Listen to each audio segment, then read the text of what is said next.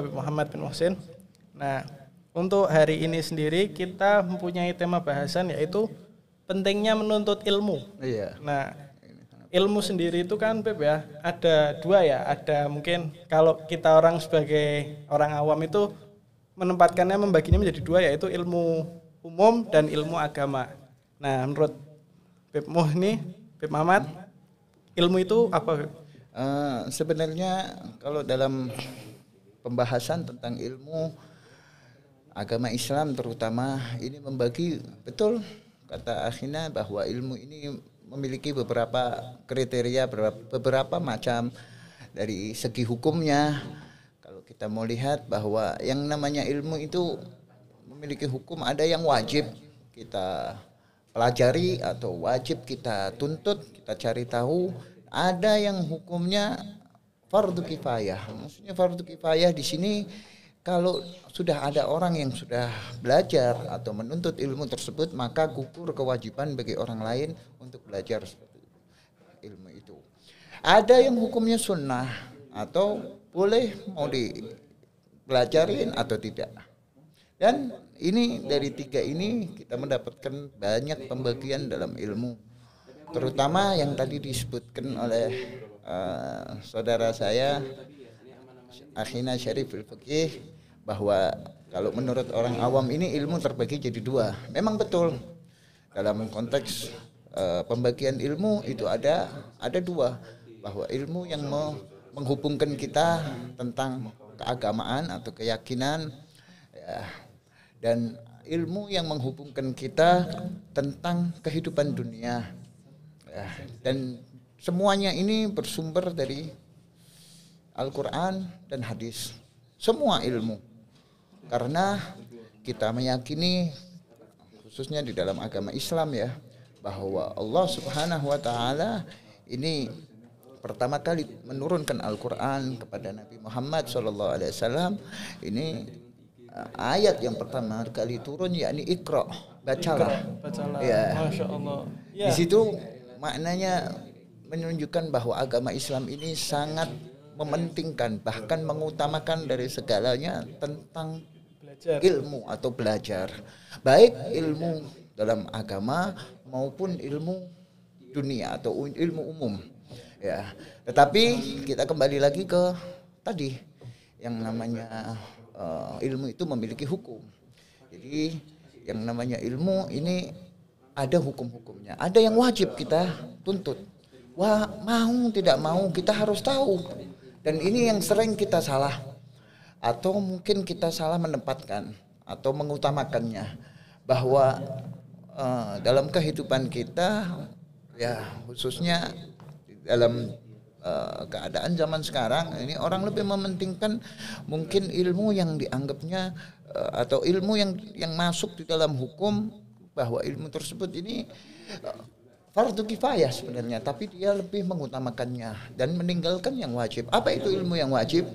Nah, ini pertanyaannya, ya kan? Ilmu yang wajib. Seperti apa? Yang perlu, mau tidak mau kita tuntut.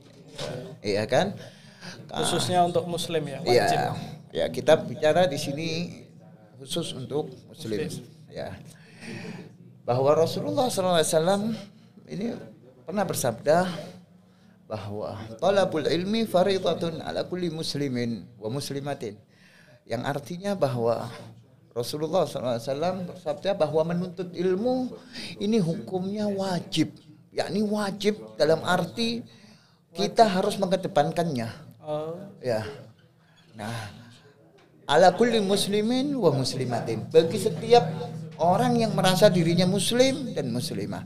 Nah, di sini kita sudah tahu bahwa hadis yang sangat jelas, hadis yang sangat sahih, bahwa kita diwajibkan oleh agama, oleh Rasulullah SAW ini untuk menuntut ilmu. Ya Allah. Nah, jadi sampai wajib gitu ya Beb ya? Iya, wajib. Nah, pembagian apa itu yang wajib? Apa saja sih ilmu yang wajib? Nah, di sini di dalam hadis tadi banyak para ulama memberikan penafsirannya. Ya, yang perlu kita ketahui bahwa yang namanya yang wajib itu sesuatu yang mau nggak mau kita harus tahu tentang itu. dituntut oleh agama, yang mana apabila kalau kita nggak tahu maka ibadah kita, beragamanya kita ini tidak sah atau tidak pas atau tidak benar atau dianggap batal. Nah, itulah yang disebut ilmu agama. Ya, di antara ilmu agama nanti ada ilmu fikih, ada ilmu tauhid, ada ilmu hadis, ada ilmu lain-lainnya. Itu macam-macamnya ya, Beb ya. Nah, terus Ana mau nanya nih, Beb. Untuk keutamaannya sendiri itu menuntut ilmu tuh seperti apa, Beb? Keutamaannya menuntut ilmu. Kalau masalah keutamaan sangatlah banyak. Sangatlah banyak. Kalau kita mau sebutkan sebagian atau sebagian kecilnya dalam keutamaan menuntut ilmu, khususnya ilmu agama. Ya, ilmu yang mana kita mau nggak mau harus belajar. Ya. Bahwa Rasulullah SAW ini pernah menjanjikan bahwa innallaha takaffala li talibil ilm rizqahu. Ini yang perlu kita pahamin dan kita jadikan motivasi yang sangat bagi orang yang mendengarkan hadis ini, bahwa Allah Subhanahu wa taala takaffal. Takaffal ini maknanya apa? Menanggung, menjamin. Menjamin. Iya, seperti kita kayak di Indonesia ini khususnya kalau ada orang sakit, ada BPJS. Nah, itu jaminan kesehatan. Ya. Kita ini dijamin sama Allah taala masalah rezekinya. Ya, li talibil ilm, bagi orang yang mau atau orang yang menuntut ilmu agama. Belajar ilmu agama jangan khawatir. Intinya maknanya Allah Subhanahu wa taala ini secara tidak langsung ngomong, "Udah, ente enggak usah pikirin masalah duniamu, ente belajar. Jangan khawatir.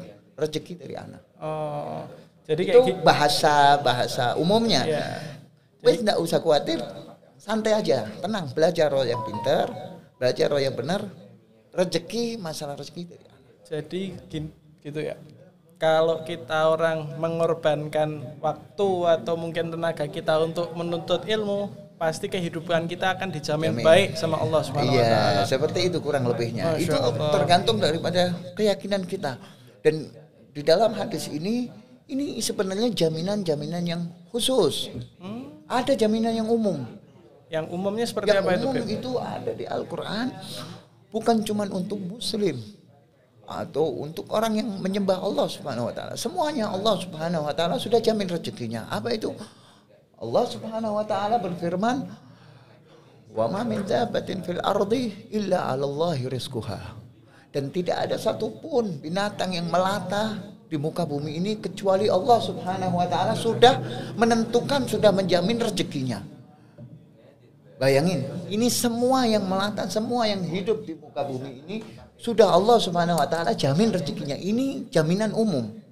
Ada lagi jaminan plus. Ya, plus ini jadi. Ya, dikasih jaminan plus lagi apa? Kalau kalian menuntut ilmu. Kita dikasih tapi tambahan lagi. Kalau bahasanya tips, ada tipsnya nih. Ya. Bonus. Ya, bonus. Ya, dikasih bonus. Wajib. Ya. Nah, ini Beb.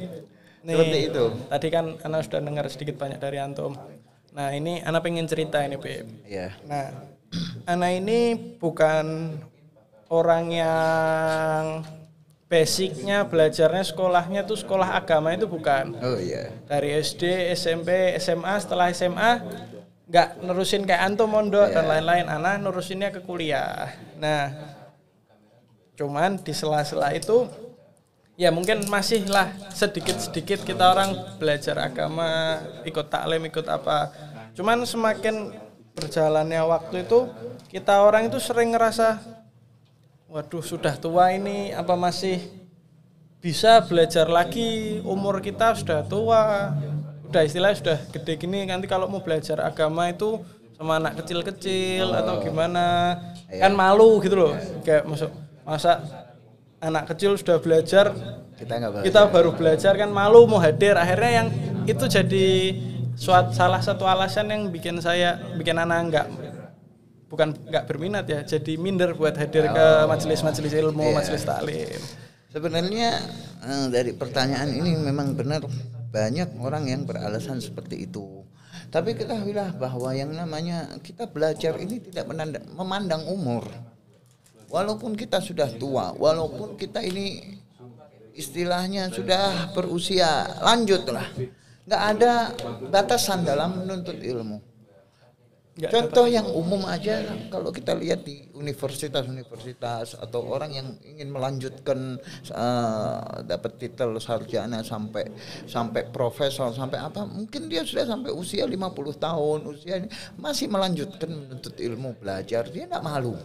Jadi tidak ada batasan dalam menuntut ilmu. Banyak para ulama, bahkan disebutkan ada satu ulama dan menjadi imam atau ulama yang sangat besar, ulama madhab. Ini beliau dalam riwayatnya pertama kali menuntut ilmu usia 40 tahun, bayangin. 40 tahun? Baru belajar ilmu agama usia 40 tahun. Masya Allah. Dalam selang beberapa tahun, dia sudah mendapatkan tingkatan yang tinggi. Yakni sudah menguasai berbagai macam ilmu agama. Bahkan yang lebih-lebihnya, yang kita bilang ini sunnah hukumnya. Ya, jadi ilmu yang wajib itu sebenarnya gampang. Yang penting kita orang tahu apa atau tata cara dalam ibadah kita. Ya, tata cara dalam sholat, tata cara dalam bersuci, tata cara dalam mandi wajib, tata cara dalam puasa, zakat dan lain-lainnya. Kehidupan ini sudah diatur dan ada tata caranya. Enggak asal kita orang sholat Allahu Akbar dan selesai dah, yang penting saya sholat. Enggak, ini semua butuh tentang ilmunya, butuh tata caranya, dan itu semua sudah ada dan bersumber dari Al-Quran dan hadis. Nah, disitulah kita dituntut untuk menuntut untuk belajar ilmu agama. Jadi nggak ada kata kita orang ini harus jadi, kalau sudah menuntut ilmu agama harus jadi ulama, harus sampai ke usianya. Nggak. Yang penting kita tahu yang wajib-wajibnya. Ilmunya untuk diri kita untuk sendiri. Diri kita sendiri. Bahkan saya pernah dapat nasihat, kata-kata mutiara dari guru saya sendiri, bahwa yang terutama bagi orang menuntut ilmu itu, jangan kita pikirkan dalam menuntut ilmu cuman buat pengetahuan aja, tapi untuk kita amalkan, khususnya dalam ilmu agama, untuk kita amalkan. Jadi kalau kita orang belajar, kita menuntut ilmu, kita duduk di pengajian atau apa, kita mendapatkan satu nasihat atau pengetahuan tentang ilmu agama, tentang hukum-hukum, itu yang pertama kali niatkan untuk kita amalkan. Terus kalau tidak, gunanya buat apa? Walaupun kita belajar mungkin berpuluh-puluh tahun, ikut pengajian sana sini, Masya Allah, tapi kalau kita nggak ada niat seperti itu untuk mengamalkan diri kita sendiri, apa yang kita dapat, akhirnya jatuhnya percuma ya. Percuma. Tapi dari kata-kata percuma itu nggak kita pungkirin bahwa kita hadir, kita duduk di situ, itu sudah dapat manfaatnya. Mendapatkan manfaat sangat banyak sebenarnya. Karena ini merupakan satu usaha kita untuk mendekatkan diri pada Allah Subhanahu wa taala. Walaupun kita orang ini belum sampai di tingkatan kita, belum bisa mengamalkan, kita datang cuman duduk aja sudah dapat manfaatnya ya, Beb ya.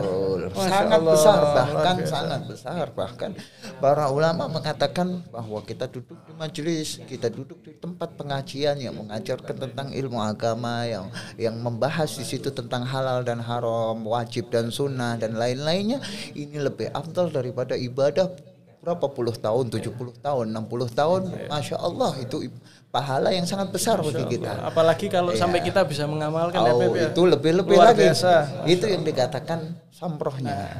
Ini Beb, ini juga ada nih pertanyaan, bukan pertanyaan ya, tapi mungkin banyak dari teman-teman mungkin yang pernah ngerasain seperti ini. Kita ini masih banyak dosa, Beb. Jadi kalau kita orang mau hadir di majelis taklim tuh diri kita ngerasa hina.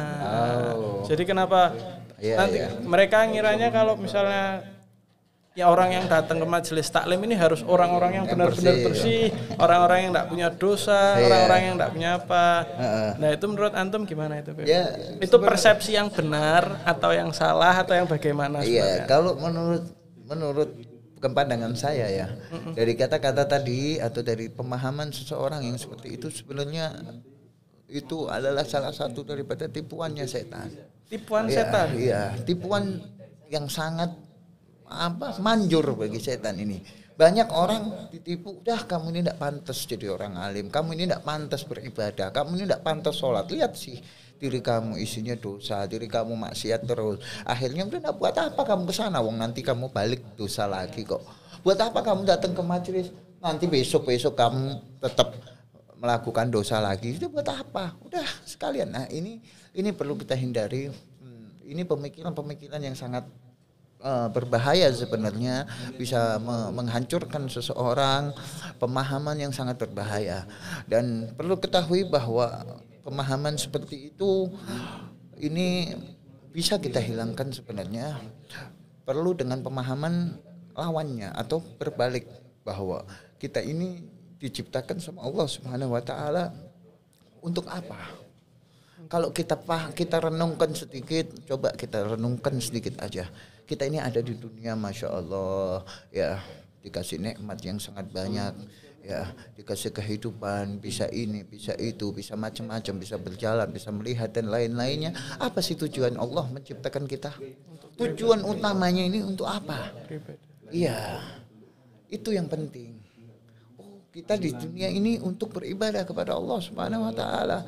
Ya kan? Di Al-Qur'an sudah disebutkan, wa ma khalaqtul jinna wal insa illa liya'budun. Tidak aku ciptakan, kata Allah Subhanahu wa taala, jin dan manusia kecuali untuk beribadah kepadaku. Nah, kita sudah tahu, sudah paham. Nah, apa sih tujuan kita orang datang ke pengajian seperti itu atau ke tempat-tempat seperti itu? Bukan untuk merendahkan kita, bahkan untuk memperbaiki diri kita. Karena ibadah itu perlu ilmu.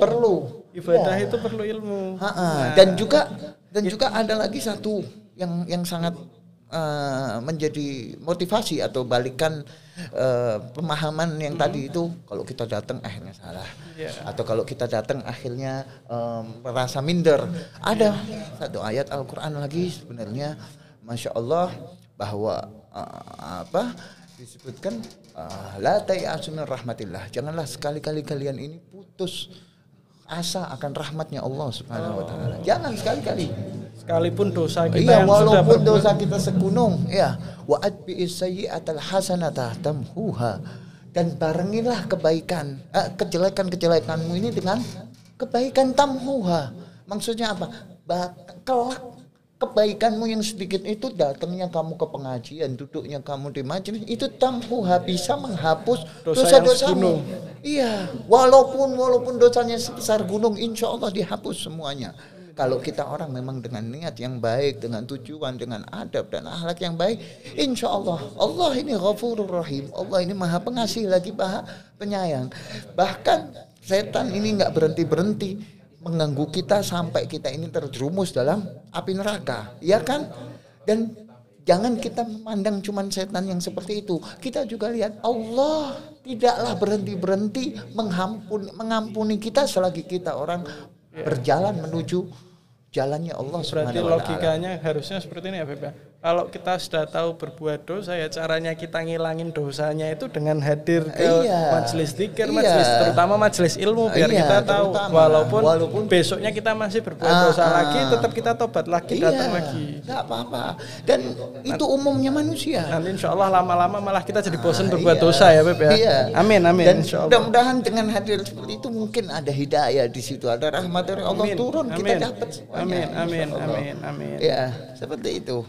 Kurang lebihnya. Oke. Nah ini mungkin yang banyak teman-teman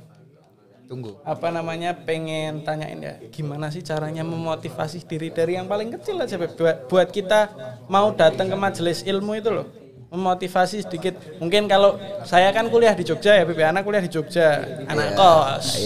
Mungkin motivasinya kalau datang pengajian itu, kita orang ada yang motivasinya biar makan gratis. Ada yang biar itu yang paling bawahnya. Mungkin yang di atasnya bisa ketemu teman baru, bisa ketemu itu. Lah kalau dari Bepmo sendiri motivasinya itu apa ini biar kita semangat buat menuntut ilmu ini? Sebenarnya motivasi seperti itu datangnya dari kita sendiri, dari kesadaran kita sendiri. Dan yang paling utama dalam motivasi di situ kita lihat bahwa keutamaannya dari fadilah atau kelebihan-kelebihan dalam menuntut ilmu itu sangatlah besar. Kalau kita memang sadar, kita tahu, ya Allah, kenapa sih kok kita nggak pingin seperti itu?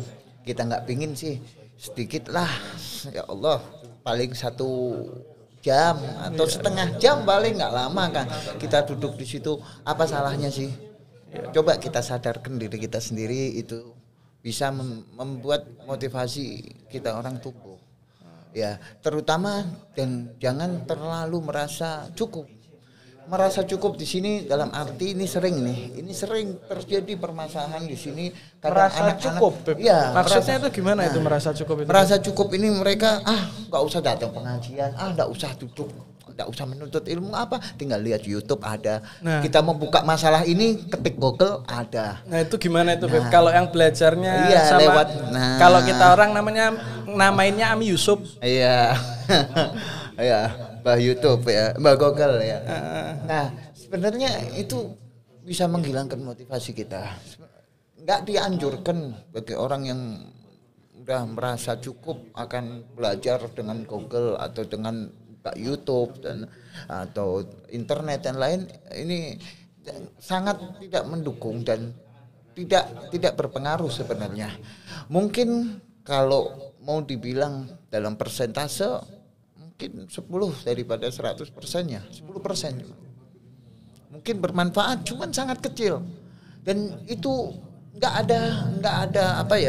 ada sangkut pautnya dalam dunia nyata. Yang dianggap sama Allah Subhanahu wa taala dalam ibadah dalam dunia nyata kita. Ya, dalam kita hadirnya kita, duduknya kita mendapatkan pengetahuan, ilmu dan atau mungkin di situ kita mengingat Allah Subhanahu wa taala. Mungkin kalau kita main HP atau buka YouTube, kita nggak tahu itu benar atau enggak, sumbernya dari mana, walaupun mungkin dari yang sudah tahu atau sudah terkenal ustadznya atau ulamanya. Takutnya apa? Takutnya ada kesalahan dan lain-lainnya. Nggak pasti loh. Masa kita mau belajar sesuatu yang tidak pasti? Kan enggak. Belajar sesuatu dengan yang sangat pasti, yang sangat jelas. Mungkin dengan live streaming seperti ini atau mungkin dengan ini bisa membantu, sedikit bisa membantu, sangat dimungkinkan bisa membantu, tapi tetap tujuan kita mengadakan seperti ini, tujuannya ada YouTube atau ini untuk kita orang ini supaya hadir atau kita orang sebenarnya menjadi penambah semangat ya, penambah semangat biar kita bisa hadir secara langsung. Jadi jangan malah menjadi merasa cukup dengan kita ada di sini seperti itu. Berarti sekarang malah jadi banyak orang yang salah persepsi ya, sudah ada YouTube gak usah hadir ke majelis taklim. Buat apa capek-capek duduk di situ panas itu. Padahal kalau jalan ke majelis taklim itu jalannya aja sudah dapat pahala, iya. Sangat besar pahalanya, sangat besar. Bahkan Imam Syafi'i ini sedikit untuk motivasi ya. Ini sangat bermanfaat sebenarnya buat kita. Imam Syafi'i, beliau terkenal orang yang sangat berilmu atau orang yang cerdas, IQ-nya sangat tinggi dan diakui oleh semua kalangan ulama dan bahkan non muslim juga mengakui bahwa keilmuan atau kecerdasan Imam Syafi'i dalam ilmu yang umum sangat besar.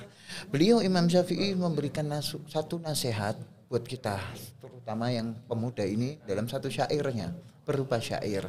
Iya. Ini sangat menyentuh hati kita sendiri. Apa kata beliau? Wa man lam yaduk murrat ta'allum sa'atan tajarradul jahli tu la hayatihi. Dan siapa orang yang tidak mau merasakan pahitnya, tuh pahit tuh. Jadi dikatakan dalam menuntut ilmu itu memang pahit, memang capek, memang malas, memang berat. Karena apa? Pahalanya besar. Kalau kita mau lihat sesuatu yang pahalanya besar, ya, atau yang sesuatu ini yang sangat istimewa, pasti cobaannya berat. Ya enggak mungkin sesuatu yang istimewa cobaannya mudah. Betul. Ya enggak. Itu hukum umum itu. Iya, semua. Ya kan, kita mau mendapatkan sesuatu yang istimewa pasti cobaannya. Usahanya harus keras juga. Ya, yang namanya menuntut ilmu itu berat, capek, malas. Ya, waman lam yaduk murrat ta'allumi sa'atan. Orang yang enggak mau merasakan capek, kesel, sumpah, ya dalam menuntut ilmu sebentar saja tajarradul jahli itulah aja. Siap-siaplah dia untuk merasakan hinanya kebodohan seumur hidupnya. Waliyadzubillah min dzalik. Iya. Kemudian dilanjutkan lagi waman fata waqta syababihi waman fatahu ta'lim waqta syababihi apa fakabbir alaihi arba'an liwafatihi. Bayangkan sampai bilang gitu Imam Syafi'i loh. Bilang apa? Siapa orang yang ketinggalan belajar menuntut ilmu di waktu mudanya, fakabbir alaihi arba'an liwafatihi. Wes sholatin aja 4 rakaat atas kematiannya. Dianggap mati sama Imam Syafi'i. Enggak berguna orang tersebut. Mudah-mudahan kita diselamatkan dari hal-hal seperti itu ya. Kemudian sekali lagi, dan ini menjadi inti bahwa pemuda atau orang yang merasa dirinya ini pemuda muslim, ya ini bergantung pada syair tersebut. Syair yang satu ini apa lanjutannya? Hayatul fata wallah bil ilmi wat tuqa fa in lam yakuna la tibara lidatihi. Kehidupan seorang pemuda demi Allah, sampai sumpah ini Imam Syafi'i, demi Allah dengan ilmu dan ketakwaan. Kalau tidak ada salah satu atau dua-duanya nggak ada pada diri pemuda tersebut, la tibara lidatihi, nggak dianggap dia hidupnya. Adanya dia di dunia ini seperti mayit berjalan, nggak ada kanggonya. Dia mau ini mau teriak-teriak, nggak ada manfaatnya, udah dianggap mati. Waliyadzubillah min dzalik. Itu sangat memotivasi kita. Iya, itu perkataan Imam Syafi'i, masya Allah. Mudah-mudahan bisa jadi motivasi buat kita semua buat ya. kita yang sangat. Dan mudah-mudahan kita dibukakan hatinya. Amin. Ya, minta sama Allah hidayah, taufik supaya kita ini dimudahkan langkahnya untuk hadir seminggu sekali mungkin, atau kalau ada waktu bisa seminggu 2 kali. Dan ini bukan untuk siapa-siapa, untuk kita sendiri. Iya enggak? Hakada insyaallah. Jadi mungkin di sini Ana sebagai moderator mungkin menyimpulkan sedikit dari obrolan Ana dengan Pak Muhammad ya. Yang pertama tadi buat teman-teman ya, mungkin bisa dicatat atau didengarkan. Yang pertama, ilmu itu, menuntut ilmu itu wajib hukumnya bagi seluruh muslim dan muslimat, terutama ilmu agama. Nah, yang kedua, apa sih keutamaan menuntut ilmu? Keutamaan menuntut ilmu, terutama ilmu agama, itu hidupnya bakal dijamin sama Allah Subhanahu wa taala. Dan mungkin yang terakhir ini, kesimpulan ini yang ditarik dari semuanya ini, boleh kita belajar menuntut ilmu umum, tapi jangan sampai kita melupakan yang wajibnya, itu menuntut ilmu agama. Sehingga kita bisa memanfaatkan ilmu umum itu dengan dikombinasikan dengan ilmu agama, jadi ilmu yang lebih baik dan lebih perfect lah seperti itu. Iya, betul. Mungkin ada sepatah 2 patah kata terakhir Beb buat teman-teman. Ya, sebenarnya itu tadi sudah cukup buat kita, masya Allah, banyak banget yang tadi kita dapat. Ya, mudah-mudahan yang barusan kita dapat bisa memotivasi kita. Amin. Ya, untuk ada gerakan di dalam hati kita untuk hadir di majelis, untuk hadir di pengajian, mumpung kita masih sehat, mumpung kita masih diberi kesempatan sama Allah Subhanahu wa taala, sebelum ajal kita diangkat. Amin. Sebelum ajal kita ini dicabut, selesai. Amin. Waktu kita di dunia. Amin. Kita masih ada kesempatan. Mudah-mudahan kita dari pembahasan ini yang menurut saya sendiri ini sangat bermanfaat dan bahkan ini sangat berharga. Mungkin kalau diobrolin 30 menit tak cukup ya, bisa berjam-jam. Ini masih banyak sebenarnya pembahasan yang mau saya bahas tentang masalah perbandingan antara ilmu wajib dan ilmu yang tadi fardu kifayah. Itu sebenarnya masih banyak sekali. Berarti kalau masih banyak, next time bisa dibuat next episode ini next episode ini. Ya. Teman-teman ditunggu ya. Nanti bakal ada next episode lagi nih. Dan ini mudah-mudahan buat pertemuan kita yang pertama, mudah-mudahan ya kita dibukakan pintu sama Allah Subhanahu wa taala, biar kita orang sadar, diberikan hidayah, taufik, ya kekuatan untuk beribadah. Amin. Untuk bertambah baik dalam kehidupan dunia maupun dalam kehidupan agama dan akhirat kita. Amin ya rabbal alamin.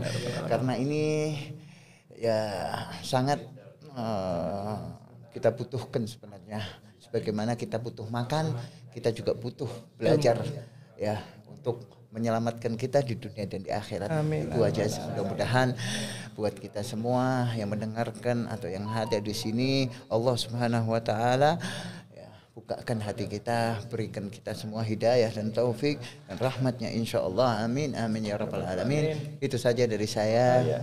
Kalau ada kekurangan atau apa, mohon dibukakan pintu maaf yang sebesar-besarnya insyaallah. Ana mau bilang terima kasih sudah memenuhi undangan dari kita. Ini kemuliaan buat saya. Kita yang ngerasa terhormat ini bisa ngundang Habib ke sini. Masya Allah. Nah, teman-teman, mungkin sekian ya podcast dari Robitoh bersama Suasana. Mudah-mudahan bisa berlanjut di episode-episode selanjutnya. Amin. Kita sendiri pengen menjalankan podcast ini secara rutin, tapi tanpa dukungan teman-teman di rumah. Ya mungkin semangatnya jadi hilang. Ya kurang. Tetap harus ada dukungan. Saya sendiri Syarif bin Ali Bilfaqih. Mohon maaf kalau tadi sama Bib mau ada salah-salah kata sebagai tuan rumah di sini. Mohon dimaafkan Bib, kita orang juga masih belajar di sini Bib. Mungkin sekian dari saya. Terima kasih. Wassalamualaikum warahmatullahi wabarakatuh. Waalaikumsalam warahmatullahi wabarakatuh.